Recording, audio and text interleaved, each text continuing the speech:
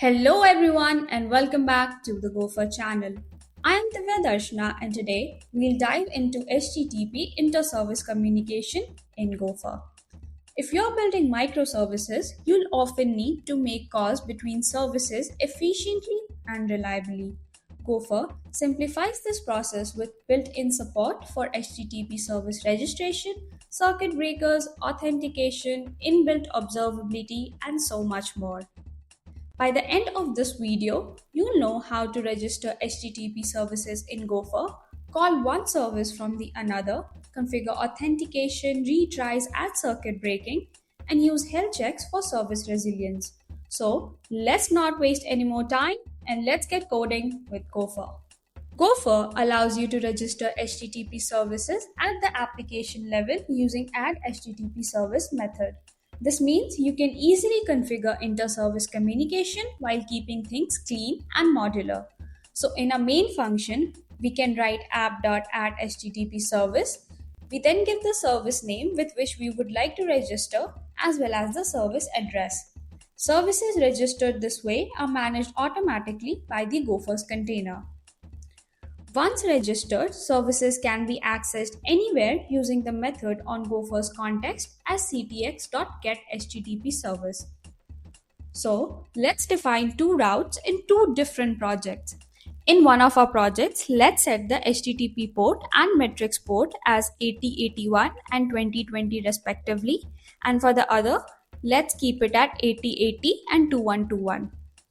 After setting up our projects, let's define the routes in both of the projects.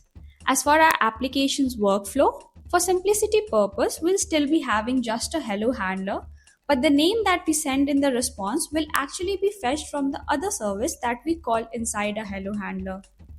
So for the other service, let's go and define the name handler and return a hard-coded name. Let's say my name, Divya, over there. So we write return Divya and nil for the error. Then we go back to our existing project and now add this HTTP service.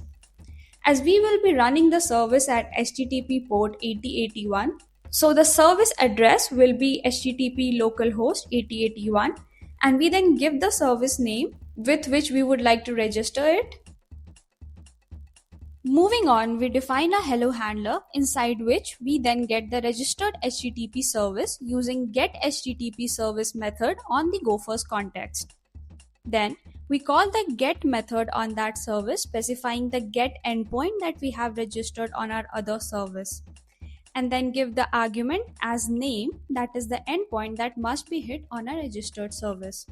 We then return the response received if we encounter no error. Now let's run both of our services and go to Postman and hit a URL that is localhost 8080/hello. We can see that we get hello Divya. Here Divya is actually fetched from the other service. If we also look at our logs in our terminal, we can see that Gopher also logs the call to any external HTTP services that you called inside your running applications, having the same correlation ID as the parent span where it is called. We can also go and check the traces and see that the traces are in a hierarchy. One of Gopher's strengths is its flexibility in configuring inter-service communication, making it both powerful and simple to use. Let's start with authentication methods and then move on to the other configurable options like circuit breakers, retries, and health checks in Gopher. Authentication in Gopher. When services communicate, they must be secure. Gopher provides multiple authentication options to ensure only authorized services can interact, like API key authentication, basic authentication, and OAuth. Basic authentication uses a username and password to verify identity before processing the request. API key authentication is a straightforward method where requests must include a predefined secret API key, and OAuth authentication is ideal for external API access requiring a client ID, client secret token, URL, etc. to fetch authentication tokens dynamically. Each method serves a different security need, allowing you to choose what fits best. Now, while making API requests, we often include headers like user agent, content type, etc. Some of these headers stay the same for all requests, while others change dynamically depending upon the request context.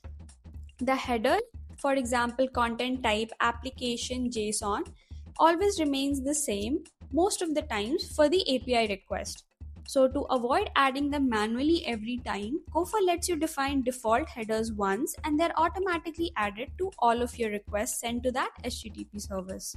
Also, when working with multiple services, we must ensure they're available before sending the request.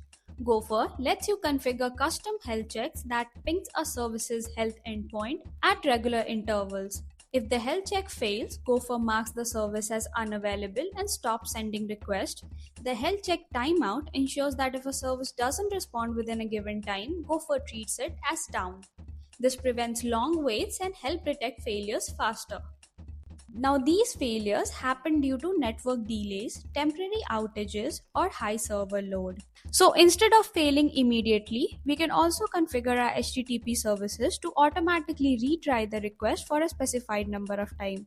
For example, if a payment service times out, Gopher allows you to set up a retry config that helps you to retry, for example, up to 5 times before marking it as a failure. This improves reliability by handling temporary issues gracefully. While these retries help with temporary failures, they aren't always the solution. Because calls to external services can fail repeatedly due to a service being completely down, high traffic causing extreme delays, and misconfiguration or deployment issues. Retrying indefinitely in such cases can waste resources and can overload the failing service, making things even worse. If multiple clients keep retrying, this could even lead to an accidental denial of service attack on your system. So instead of blindly retrying, Gopher introduces a circuit breaker pattern that can protect your system by detecting the repeated failures and stopping requests to that service, changing its state to open when failures exceed the threshold, making periodic requests to the health check endpoint, that is by default /.wellknown/alive at the interval set in the config, and automatically resuming the request being sent to the service once the service recovers. By using this, Gopher ensures your system stays stable without overwhelming failing services. In this video, we explored how to configure HTTP-based inter-service communication in Gopher, covering authentication, retries, health checks, and circuit breakers to build more resilient services. But Gopher isn't just limited to HTTP. Being a framework listed in CNCF landscape for remote procedure calls, it also comes with robust support for gRPC, making it a solid choice for high-performance service-to-service communication, all along with inbuilt observability. In the next video, we'll dive deeper into setting up gRPC servers and handlers in Gopher, covering service definitions, request and response handling, and the best development practices. So stay tuned and I'll see you in the next one. If Gopher has piqued your interest, don't forget to like, subscribe, and share this video with your peers. Explore our open source code at github.com gopher-dev/gopher and check out our official documentation at gopher.dev. Thanks for watching and I'll see you in the next one. Until then, happy coding with Gopher.